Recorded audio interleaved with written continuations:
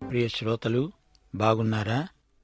జీవితంలో మనకు విజయం, గెలుపు ఎంతో ఆనందం కలిగిస్తాయి. అపజయం, ఓటమి వల్ల మనస్సును విషాదం ఆవరిస్తుంది. అయితే నీ సంగతేమిటి? జయాపజయాల మధ్య మానసికంగా అట్టిట్టయిపోతున్నావా?